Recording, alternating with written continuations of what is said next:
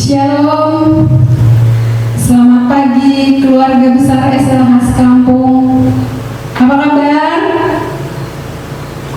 Puji Tuhan, hari ini kita bersyukur karena Tuhan memberikan kesempatan kepada kita untuk boleh bersama-sama merayakan Natal Sekolah Lentera Harapan Kampung.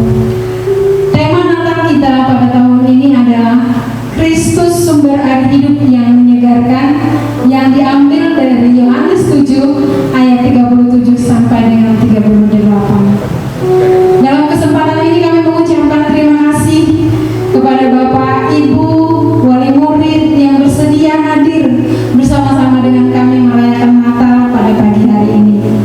Kami berharap juga anak-anak semua, kita semua boleh mengikuti acara ini dengan sikap hormat kepada Tuhan sampai dengan selesai.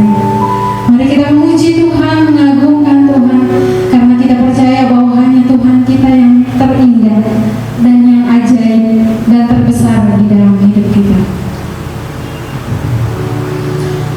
Sungguh indah namamu.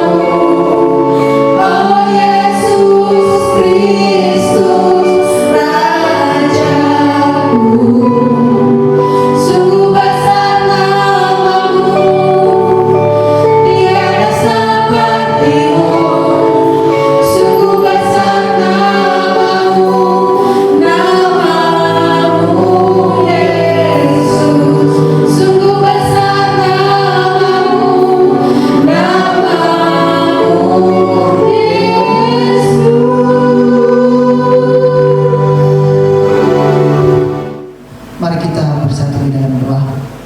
Bapa kami yang di surga, kami mengucap syukur atas kebaikan Tuhan di dalam kehidupan kami.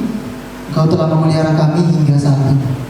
Bapa, kami bersyukur karena Engkau telah memelihara kami dan Engkau mengumpulkan kami di sini, meskipun kebanyakan dari kami berkumpul dalam keadaan online.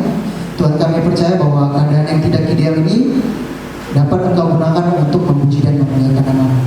Bapa, sebentar lagi kami akan memulai kebaktian. Sebentar lagi juga kami akan memuji dan memuliakan nama-Mu.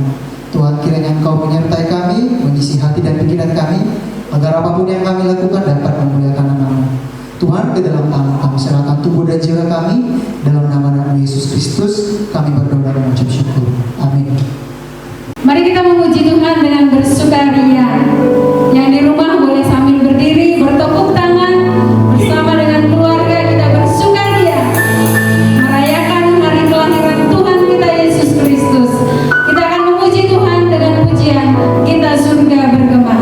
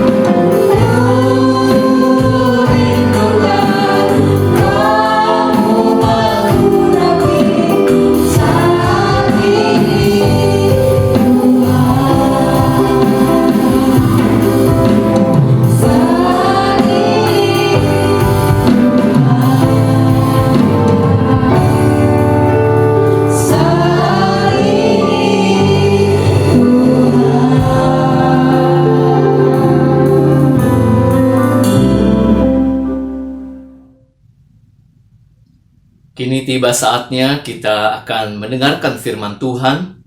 Saya mengajak Bapak, Ibu, Guru, dan juga siswa-siswi SMP, SMA, Sekolah Lentera Harapan Sekampung untuk kita memohon pertolongan Tuhan, dan kita juga berdoa untuk setiap kita bisa mengerti firman Tuhan dan diberikan hikmat oleh Roh Kudus untuk kita juga melakukannya.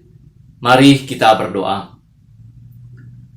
Di hari yang berbahagia, kami boleh juga menikmati akan firman Tuhan melalui dalam jaringan ini. Kiranya Roh-Mu yang Kudus bekerja di antara kami masing-masing, di dalam tempat kami masing-masing, dengan melalui segala peralatan yang kami gunakan juga.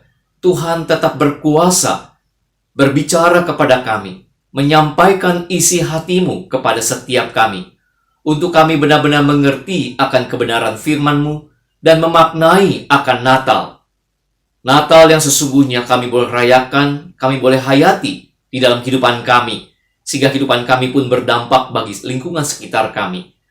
Berbicaralah kepada kami ya Tuhan, urapi setiap kami, baik yang memberitakan firman Tuhan yang penuh dosa dan hina ini, juga setiap kami yang mendengarkan firman Tuhan, boleh mendapatkan kebenaran yang sejati. Demi Tuhan Yesus Kristus, yang kelahirannya kami rayakan saat ini. Amin. Tema yang diberikan kepada saya oleh sekolah adalah bicara tentang Kristus adalah sumber air hidup yang menyegarkan. Firman Tuhan yang diambil adalah dari Yohanes pasal yang ke-7, ayat 37 sampai yang 39. Yohanes 7, ayat 37 sampai ke 39. Saya bacakan bagi kita semua.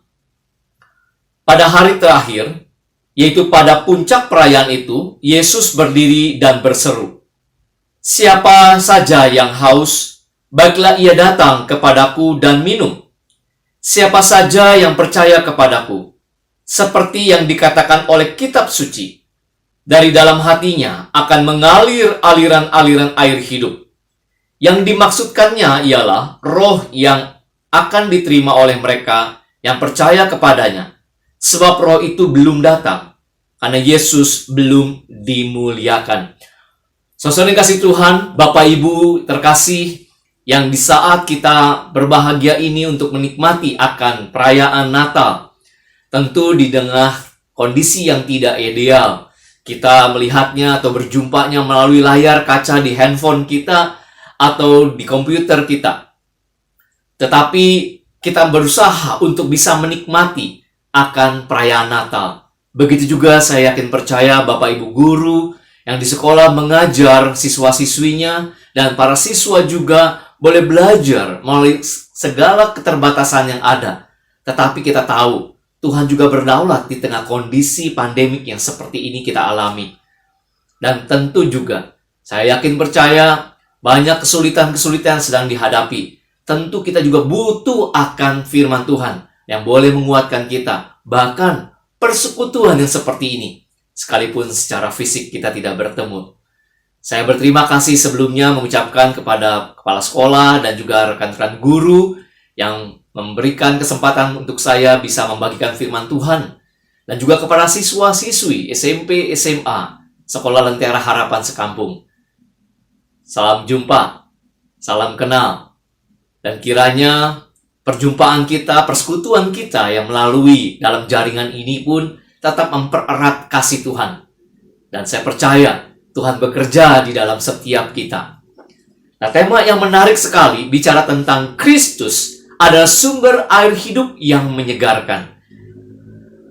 Tentu bagi siswa-siswi SMP, SMA pernah belajar biologi, Bapak Ibu gurunya mengajar bahwa tubuh manusia ini terdiri atau memiliki 60-70% massa air. Dari persennya itu adalah dari bobot tubuh atau massa tubuh. Jadi 60-70% rata-rata. Tergantung anak-anak sampai juga dewasa yang udah lanjut usia juga. Nah, air itu tidak semuanya air. Bukan kita seperti balon yang isinya air begitu ya. Bentuknya bisa macam-macam, dalam bentuk akhirnya diambil, diserap oleh darah, atau juga dalam lemak, dan juga di dalam organ-organ tubuh yang lainnya. Tetapi air ternyata 60-70% itu adalah sangat vital sekali. Sehingga berat tubuh kita saat ini itu diisi 60-70% adalah air. Nah, bayangkan saudara yang kasih Tuhan, kalau ternyata kita tidak minum air sehari saja.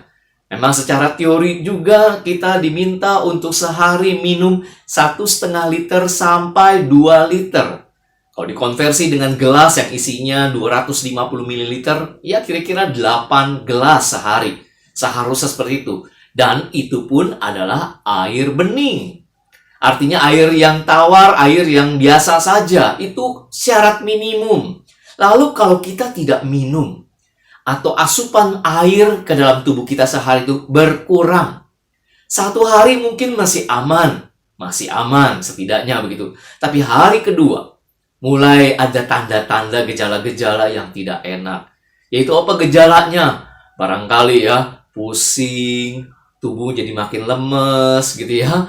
Barangkali juga pada saat pipisnya, lihat urinnya lebih berwarna keruh, lebih pekat, barangkali warna gelap begitu ya. Dan juga ternyata kalau kita sadari dalam kulit kita udah mulai kelihatan kering. Nah, itulah gejala-gejala kalau tubuh kita kekurangan cairan. Bahkan kalau tubuh sendiri kekurangan cairan, dia bisa merubah metabolisme tubuh untuk bisa tetap terus survive, masih bisa terus berjalan metabolismenya. Airnya dari mana? Ambil dari air yang dikandung dalam aliran darah. Sehingga akhirnya molekul air yang dalam darah itu menyebabkan berkurang dalam molekul darahnya. Sehingga darah lebih kental. Kalau darah lebih kental, akibatnya apa? Akhirnya aliran ke dalam jantung itu melambat. Sehingga jantung lebih bekerja lebih keras. Sehingga tidak heran ada orang yang kehausan itu kejang-kejang. Kehilangan kesadaran. Jantung berdebar-debar. Dan pada akhirnya, 3 hari kalau tidak minum sama sekali, bahkan sampai 5 hari barangkali, total mati. Nah, itulah kondisi tubuh kita yang 60-70% mengandung air dan kita butuh air buat tubuh kita. Jadi kita perlu minum. Dan minum itu ada air yang tawar, yang sederhana saja. Bayangkan kalaupun kita tersesat di tengah lautan, walaupun air semuanya di sekitar kita, tapi air asin. Kalau kita minum air asin itu untuk supaya melepaskan dahaga kita, justru air asin itu akan membuat, air laut itu membuat tubuh menjadi lebih menarik air dalam tubuh kita. Sehingga tidak bisa dicerna, tidak bisa diproses dalam metabolisme tubuh. Mati juga. Padahal sekitarnya air. Jadi minimal air tawar. Begitu juga sama saudara kasih Tuhan, siswa-siswi. Kalau tiap harinya minumnya soft drink saja. Ayo, siapa yang suka minum soft drink seharian terus minum soft drink aja? Orang tua barangkali ngomel, ini bayar melulu, ini entar jajan melulu, soft drink. Ya memang betul. Padahal itu air yang sudah diproses dengan bahan-bahan tertentu yang sebenarnya tidak diperlukan tubuh terlalu banyak. Kalau kebanyakan minum itu terus, kekurangan tubuh dalam diri kita juga. Nah, ini yang terjadi saudara yang kasih Tuhan. Kalau kita bicara tentang sumber air yang menyegarkan, sumber air yang seperti apa yang bisa menyegarkan? Lalu menyegarkan itu seperti apa yang menyegarkan? Sama seperti misalkan kalian yang siswa-siswi sedang lagi berolahraga di tengah teriknya matahari, waktu masih sekolah atau belajarnya di sekolah tentunya. Lalu kan kehausan, capek, panas pula begitu ya. Lalu akhirnya minum air dingin. Pas minum gluk. Wow, segar. Apalagi kalau ada sodanya, balik lagi ke soda ya. Nah, itu yang kita alami. Ada dahaga di tengah terik panas matahari dan kita sebut itu menyegarkan meskipun itu adalah air bening. Nah, kebayang dong, sumber air itu sebenarnya banyak. Tetapi apakah menyegarkan? Sumber air seperti apa yang diperlukan? Karena di tengah kondisi dunia ini, sepertinya tanda kutip, ini menjadi ilustrasi atau menjadi makna konotasi. Sumber aliran air yang seperti apa yang dibutuhkan oleh kita semua? Karena dunia menawarkan banyak sumber-sumber air, namun ternyata sumber air itu tidak menyegarkan, bahkan menyakitkan, menyesatkan. dan mungkin membunuh kita tanpa kita sadari. Sedikit demi sedikit, perlahan demi perlahan, membuat tubuh kita menjadi lemah, lemas, tidak beriman kuat, tidak beriman teguh. Kita tidak sadari itu. Sehingga bagaimana kita menyelidiki akan sumber air itu yang ditawarkan Tuhan Yesus Kristus. Bahkan ia menyebutkannya di dalam ayat yang kita baca, sumber air kehidupan, air hidup. Air hidup itu artinya air yang mengalir terus-menerus. Bukan sekedar sumber air yang di dalam kemasan, di dalam tempat, lalu diminum. Tapi air yang terus-menerus mengalir, yang tidak pernah kering dan selalu menyegarkan. Sesuai kasih Tuhan, waktu kita membaca konteks bacaan kita di dalam Yohanes pasal yang ke-7, ini seperti apa kita memahaminya? Bangsa Israel, pada saat orang-orang Israel juga atau orang Yahudi ingin menyambut ataupun juga hidup di tengah zaman di mana Tuhan Yesus lahir, sedang dijajah oleh kerajaan Romawi. Kerajaan Romawi bukan berarti kerajaan yang membuat mudah bangsa Yahudi itu untuk hidup. Susah. Tentu, saudara juga ingat pernah membaca atau mendengar firman Tuhan, khotbahnya bicara tentang mimpi Nebukadnezar di zamannya Nabi Daniel. Ya, mimpi Nebukadnezar itu bicara tentang ada kepala yang terbuat dari emas, ya, pundak badannya itu dari perak, dan turun ke bawah sampai logam, sampai tanah liat. Dan itu menunjukkan tentang periode kerajaan yang akan menguasai orang-orang Yahudi, orang-orang Israel. Kerajaan demi kerajaan. Lalu di dalam itu Daniel pasal 2, Daniel pasal 7 menggambarkan juga mimpi Daniel sendiri. Yaitu ada binatang yang buas, binatang yang menakutkan, keluar dari laut. Dan itu juga tahapannya sama, setara dengan Daniel pasal 2. Bicara tentang kerajaan demi kerajaan. Kalau pada mulanya kita bicara tentang emas, wah, benda yang berharga, bukan? Lalu perak, lalu turun ke tembaga, sampai akhirnya tanah liat. Besi dan bercampur tanah liat. Itu sepertinya kan turun kerajaannya. Bukan berarti kelemahan kerajaan itu sendiri. Karena setelah kita melihat di dalam Daniel pasal 7, ternyata itu ada binatang buas yang menakutkan dan lebih kejam. Jadi artinya setelah kerajaan Babel, Media Persia, Yunani, dan Romawi, itulah kerajaan yang makin hari makin kejam. Jadi kebayang pada saat di mana Tuhan Yesus lahir, bangsa Yahudi, orang Israel saat itu sedang mengalami kesusahan yang sungguh luar biasa. Kesusahan yang membuat mereka tidak bisa bergerak apapun. Walaupun mereka bisa berusaha, tapi dalam pemerintahan kerajaan Romawi yang kuat dan sudah dikatakan kerajaan yang memiliki kekuasaan yang besar di dunia. Kerajaan yang terkuat saat itu. Jadi itu konteksnya di mana Natal yang kita rayakan saat ini, kita mesti lihat Natal yang pertama itu. Di mana kesulitan bangsa Yahudi. Mungkin sama saat kita saat ini. Siswa-siswi belajar di rumah. Ya, Bapak Ibu guru juga mengajar dari rumah, kadang ke sekolah barangkali, atau juga kita orang tua yang bekerja juga dari rumah. Ya, itu udah rasanya udah bosan sekali. Ya udah 8 bulan nih, hampir ke 9 bulan. Waduh, kalau udah 9 bulan kayak orang lahiran gitu. Mau lahiran apa ini ya? Mungkin rasanya udah bosan di rumah. Jenuh, lihatnya layar terus, ketemunya orangnya begitu saja. Apalagi mungkin Bapak Ibu guru waktu mengajar ya, waktu mengajar ngelihatnya layar, dan gitu nggak ada mukanya barangkali, cuma nama. Saat melucu waktu mengajar atau ada respon atau tanya, diem semua, krik krik krik krik krik, hening sejenak. Ya, rasanya ini ngomong sama siapa begitu. Wah, tetapi itu yang terjadi. Itu hanya beberapa bulan, tapi kalau bertahun-tahun, bukan sekedar bertahun-tahun. Bangsa Yahudi, orang Israel dijajah oleh Romawi sejak zamannya Nebukadnezar Babel. Itu lebih kurang, ini periode panjangnya nih, 700 tahun.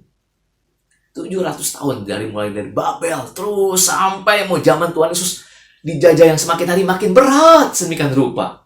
Kita tidak tahu pandemik apa yang akan kita hadapi di ke depan. Makin beratkah? Mungkin. Ini bukan berarti saya menakut-nakuti kita semua. Tapi bagaimana kita menyikapi hal itu semua? Bagaimana kita juga bicara ada sumber yang menyegarkan, sumber air yang menyegarkan di tengah kondisi yang begitu sulit. Sumber air yang saya maksudkan tadi secara konotatif bisa jadi adalah penghiburan, hiburan kita bersama teman-teman. mungkin makanan, mungkin kita wisata, kita berjalan-jalan kemana, atau kita membeli sesuatu barang yang membuat kita senang. Itu sumber-sumber air yang kadangkala memang menyegarkan, tetapi ternyata tidak bisa panjang, tidak mengalir, tidak terus-menerus menyegarkan. Satu saat akan menjadi bosan. Nah, ini yang kita alami di tengah dunia saat ini juga. Bagaimana kita bisa memaknai Natal? Jangan-jangan Natal sudah menjadi hambar. Natal sudah menjadi kehilangan kekuatannya. Makna Natal cuma kita rayakan, oh Yesus lahir, diletakkan dalam palungan, mamahnya masih sama, Maria sama Yusuf. Yaitu ada nanti gembala, ada orang Majus, dan seterusnya demikian rupa. Cuma mengulang saja. Tidak ada makna yang lebih dalam lagi, bahkan mengenal Yesus lebih dalam, sehingga kita bisa mencintainya. Saya berdoa buat kita semua. Semoga firman yang kita baca ini, yang kita pelajari ini, Roh Kudus bekerja memaknai makna Natal lebih dalam lagi.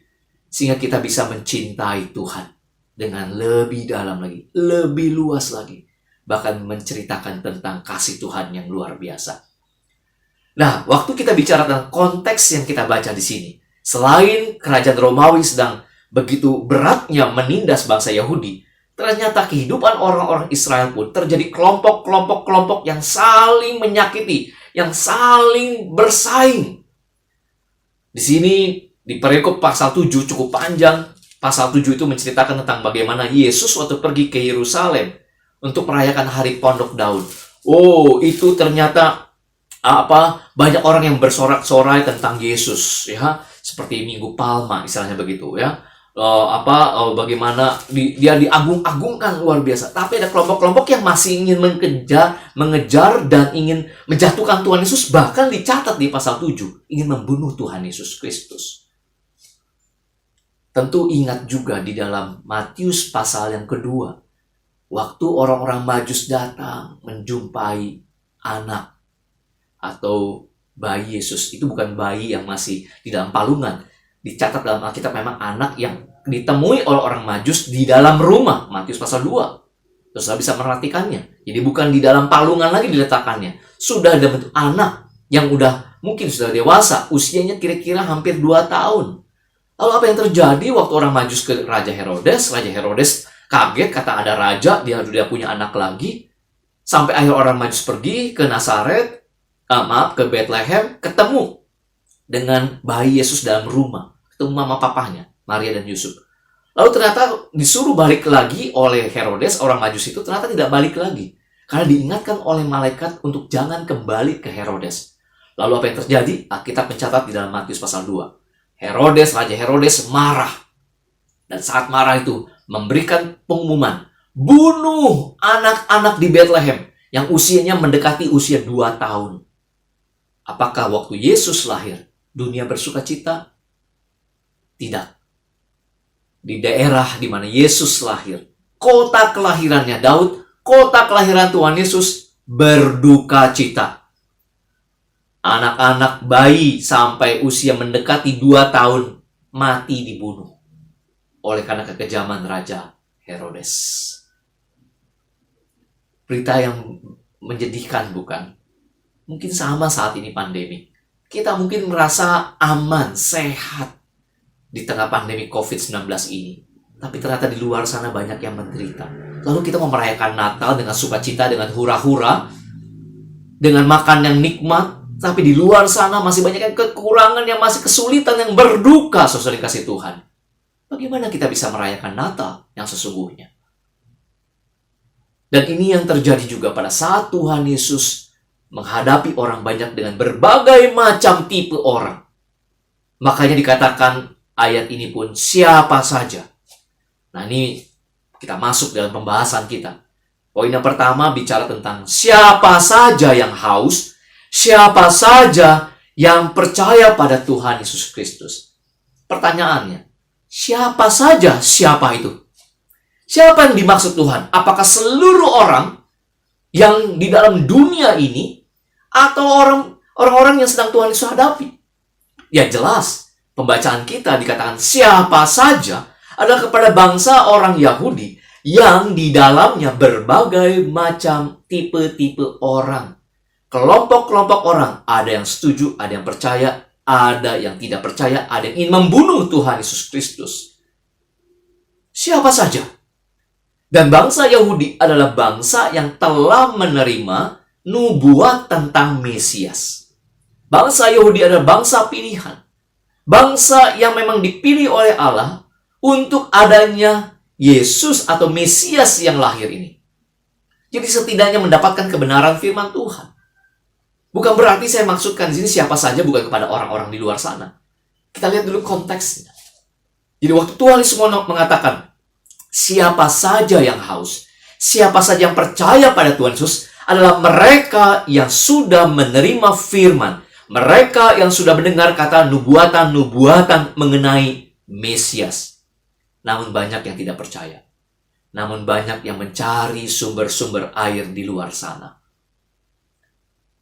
Dan waktu itu tempatnya di mana? Di bait Allah. Yesus bercakap-cakap bersama orang-orang banyak itu di bait Allah. Dalam hal apa? Di dalam peribadatan. Di dalam sepersekutuan barangkali. Dalam gereja mungkin saat ini.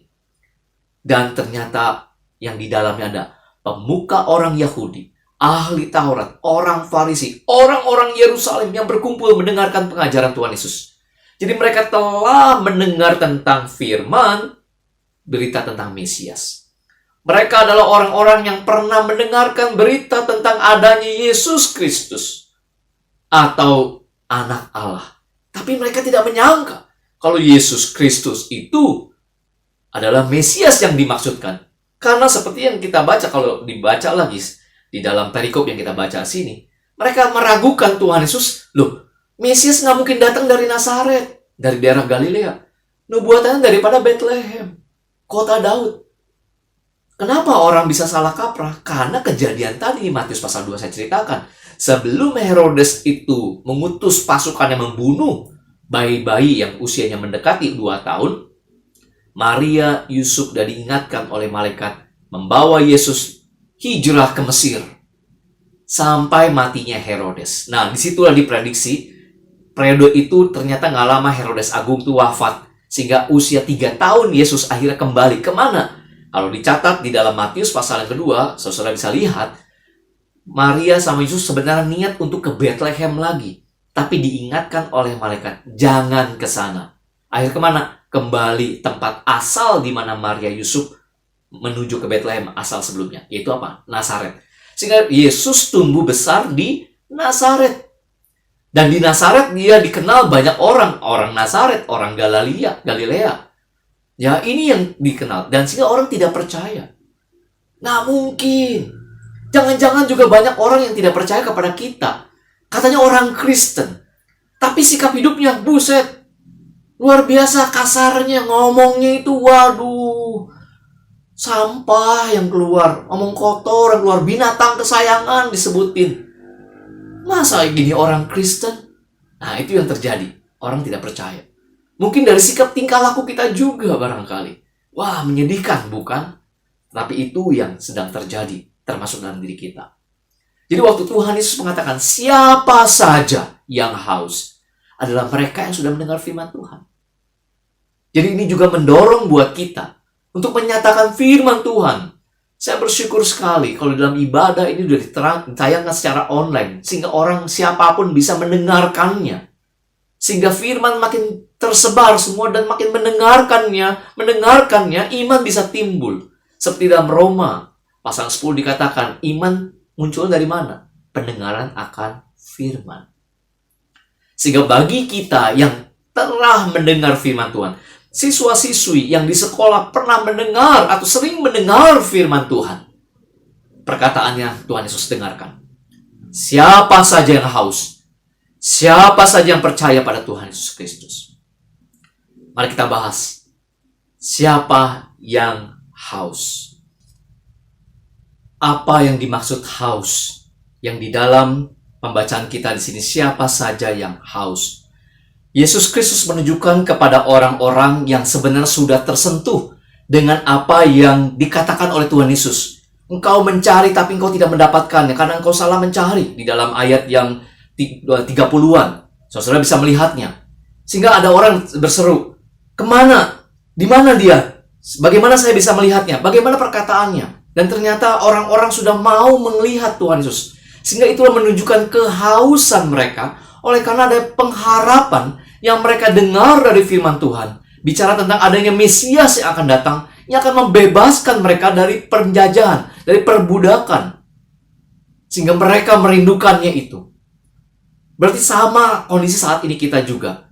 Setiap kita barangkali haus, rindu, punya pengharapan akan terjadinya pemulihan bagi bangsa Indonesia dan juga dunia dari COVID-19 ini. Atau dari permasalahan-permasalahan hidup yang lainnya. Di keluarga, di sekolah, di pergaulan, di bangsa ini juga.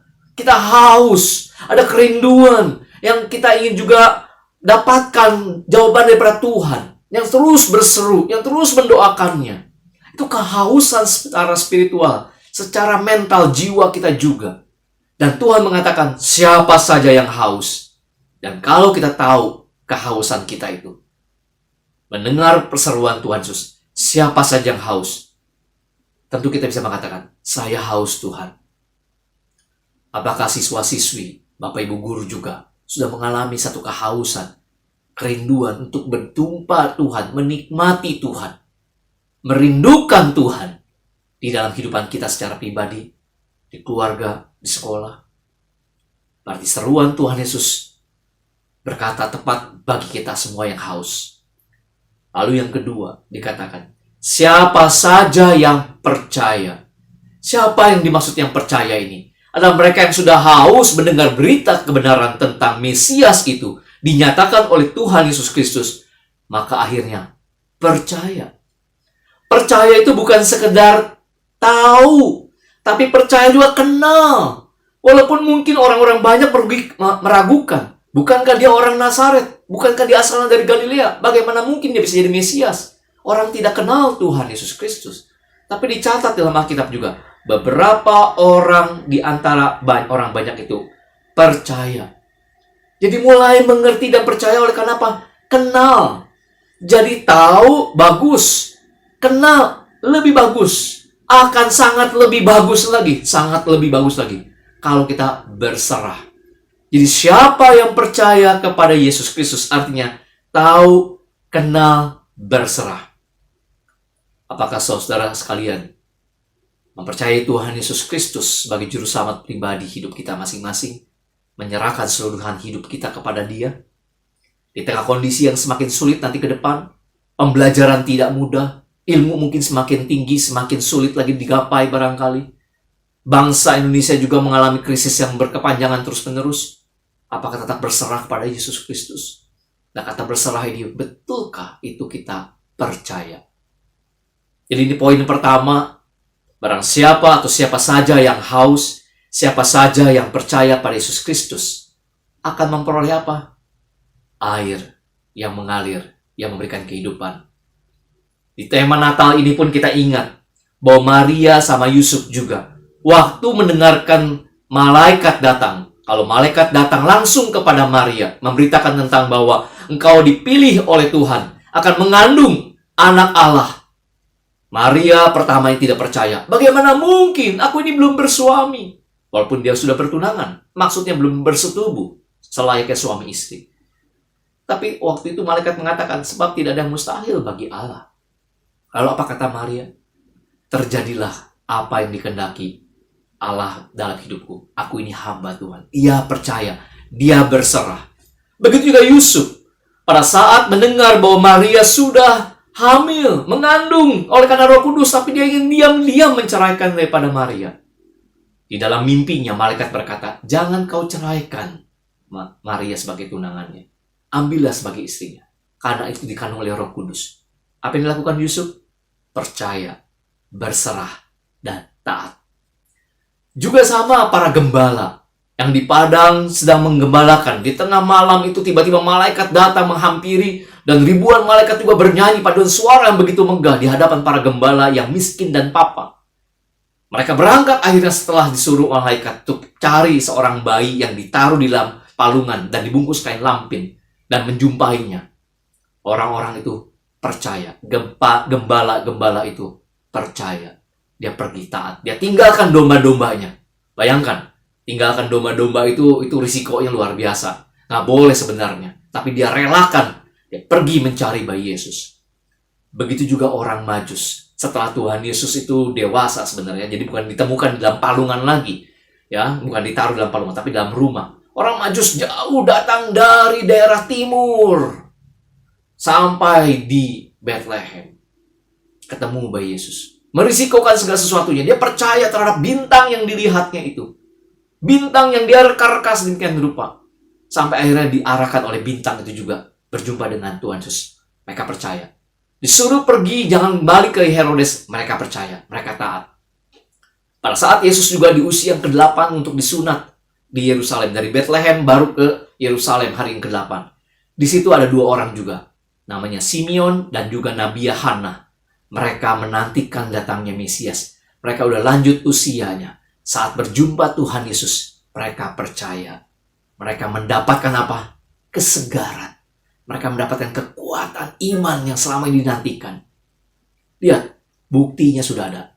Mereka yang haus, mereka yang percaya, dapatkan air.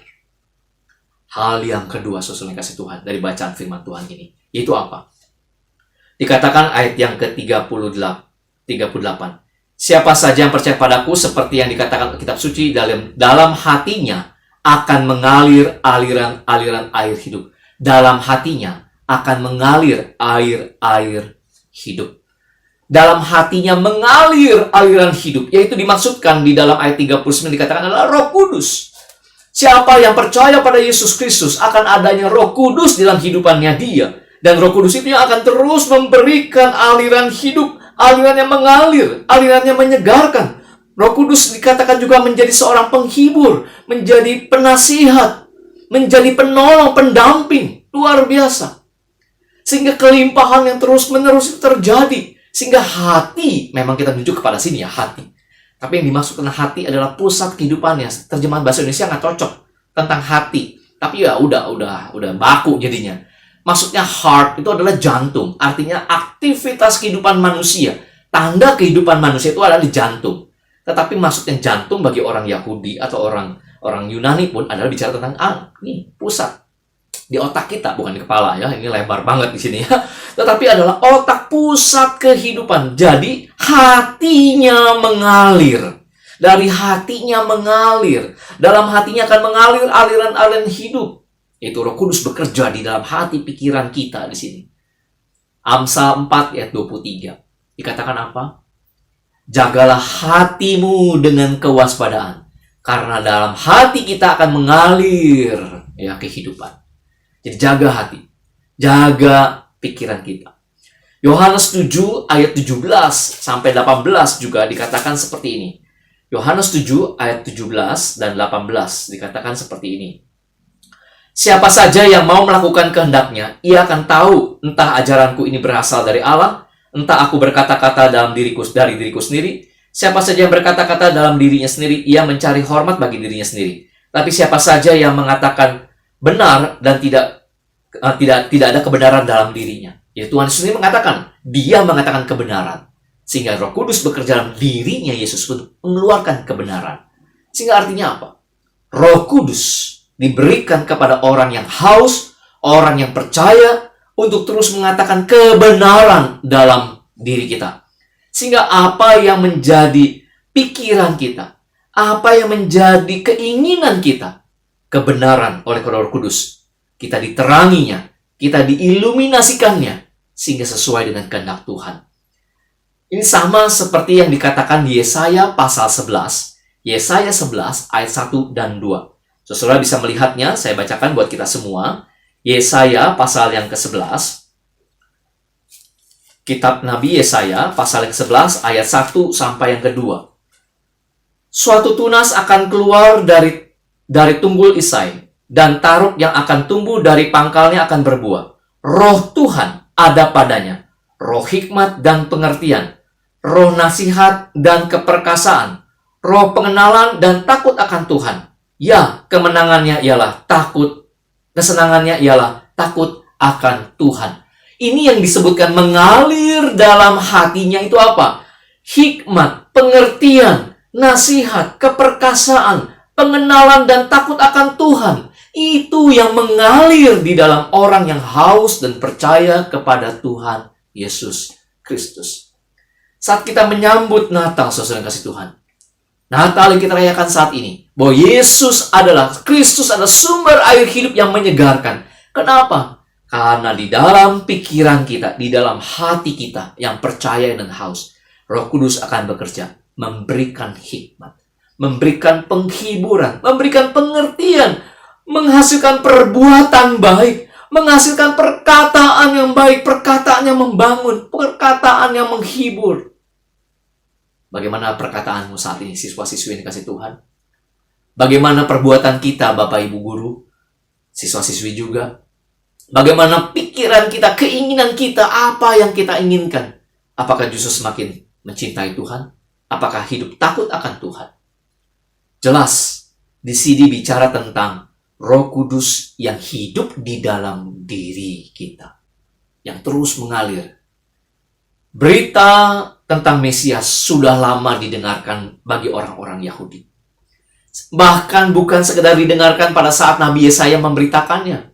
Bukan, bahkan sebelum banyaknya manusia, selagi masih Adam dan Hawa jatuh dalam dosa, Kejadian pasal 3 dikatakan juga, Allah sudah mengatakan, keturunan perempuan akan lahir dan meremukkan kepala keturunan ular. Meskipun ular itu, keturunan ular akan meremukkan tumit keturunan perempuan. Jadi janji Mesias sejak manusia jatuh dalam dosa sudah diberitakan. Coba bayangkan baik-baik. Sejak dari kejatuhan Adam dan Hawa, masih waktu berdua, belum banyak orang banyak. Masih baru berdua. Berita itu sudah diberikan. Dan Adam dan Hawa percaya akan berita itu. Sampai hari ini dan seterusnya. Berita yang sama akan terus mengalir. Itu artinya sumber aliran. Nubuatan tentang Yesus terus mengalir. Coba bandingkan dengan agama yang lain. Mohon maaf saya mengatakan seperti itu. Saya mengajar juga tentang studi perbandingan agama. Waktu bicara tentang nubuatan, waktu bicara tentang firman, waktu bicara tentang Mesias, tidak ada berita yang paling tua yang terus-menerus masih dipertahankan. Sampai pada akhirnya Yesus datang pun, banyak orang yang percaya. Sampai hari ini pun, banyak Yesus yang percaya. Itu aliran yang mengalir. Dan banyak orang yang hidupnya penuh dengan keyakinan, dengan pengharapan yang ada. Kenapa? Karena dikuatkan oleh Roh Kudus. Jadi dua hal ini yang saya renungkan bersama-sama buat Bapak Ibu sekalian dan siswa-siswi yang kasih Tuhan. Yang pertama, siapa saja yang haus? Siapa saja yang percaya pada Yesus Kristus? Yang kedua, dari dalam hatinya akan mengalir aliran-aliran air hidup yang terus mengalir. Karena Roh Kudus memberikan hikmat, pengertian, takut akan Tuhan, pengenalan akan Tuhan. Jauh itu yang lebih utama. Itu yang lebih bernilai kekal. Apakah Natal yang kita rayakan saat ini hanya sekedar selebrasi, peringatan-peringatan, perayaan-perayaan saja, sehingga makna Natal hilang tentang Kristusnya sendiri?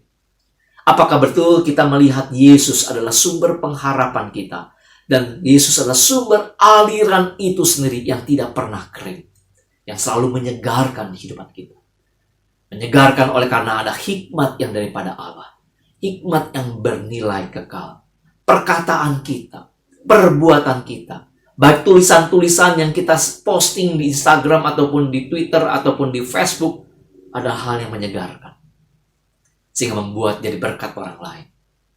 Sehingga perkataan siapa saja berawal dari orang yang mendengarkan firman Tuhan. Nah, orang yang mendengarkan firman Tuhan itu percaya. Dan ada aliran yang mengalir, yang diberikan kepada orang-orang di sekitarnya. Sehingga orang-orang yang sekitarnya pun, yang kehausan, mendapatkan kesegaran, dan percaya. Dan kemudian mengalir juga aliran-aliran kehidupan.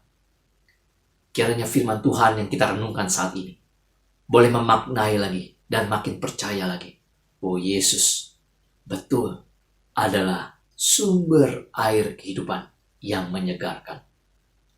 Tuhan memberkati setiap kita. Amin. Mari kita berdoa. Kami mengucap syukur Tuhan firman-Mu.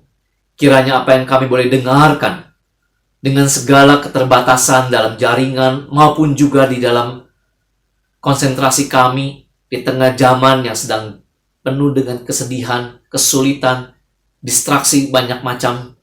Kiranya Tuhan boleh bekerja melalui Roh Kudus, meneguhkan firman Tuhan di dalam hati kami, sehingga setiap kami yang haus, setiap kami yang percaya, mengalir akan aliran-aliran air kehidupan, dikerjakan oleh Roh Kudus dalam kehidupan kami. Kami menyerahkan setiap kami, Tuhan, yang mulai percaya, mulai diteguhkan iman percayanya. Kuatkan dan teguhkanlah. Jadikan menjadi saksi yang hidup di tengah kondisi bangsa. Kau berkati sekolah, Bapak Ibu guru, kepala sekolah, wakil kepala sekolah, siswa-siswi di sekolah, juga orang tua, agar menjadi pelaku-pelaku firman Tuhan. Juga yang mendengarkan melalui kanal jaringan ini pun, Tuhan yang boleh memberkati setiap kami. Dimuliakanlah Tuhan Yesus Kristus. Kiranya ditinggikan dan diharumkan namanya, dikenal banyak orang di seluruh dunia ini. Kami berdoa, kami berterima kasih. Di dalam nama yang kudus, Yesus Kristus. Amin. Tuhan Yesus memberkati. Kita sudah mendengarkan firman Tuhan. Selanjutnya kita akan menyaksikan ucapan selamat hari Natal dari Ibu Kepala Sekolah, Dewan Guru, staf dan karyawan, beserta dengan siswa-siswa Sekolah Lentera Harapan. Selamat menyaksikan. Tuhan memberkati.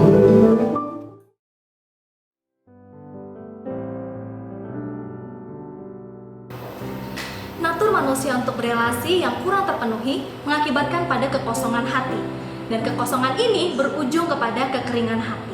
Sumber air yang dapat mengisi kekosongan dan menyegarkan hati itu adalah pribadi Kristus sendiri. Kelahiran Kristus di dunia menjadi sukacita yang amat luar biasa bagi umat manusia. Bersama komunitas sekolah merayakan lahirnya Sang Air Kehidupan menjadi sukacita yang amat luar biasa di tengah pandemi ini. Satu-satunya sumber air yang dapat memberikan kepuasan sejati adalah Kristus. Natal adalah momen yang tepat untuk kita mengungkapkan kerinduan kita kepada Allah.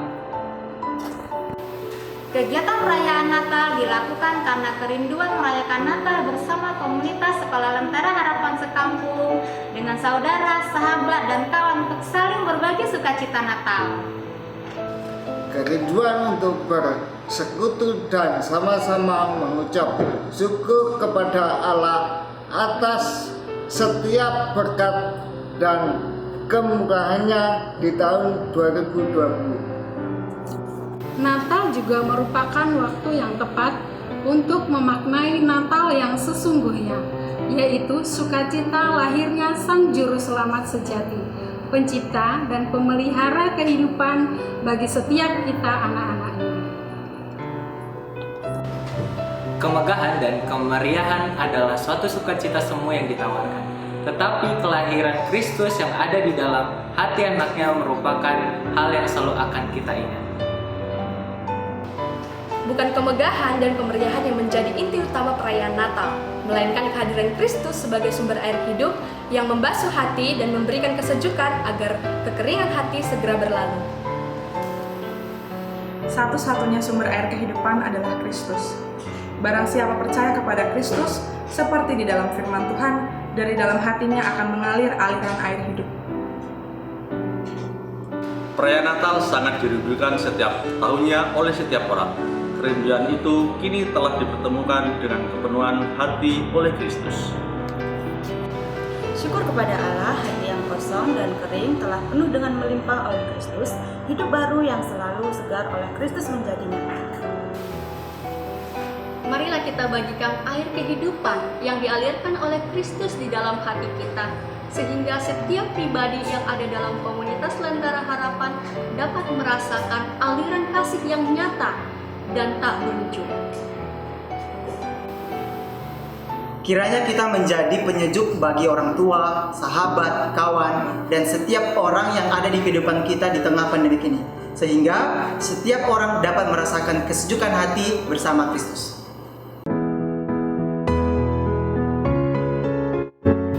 Halo teman-teman, aku Iren, perwakilan di kelas 7 mengucapkan selamat hari Natal. Kiranya damai sejahtera dan sukacita Natal turun atas kita. God bless you. Halo semua, perkenalkan nama saya Vero.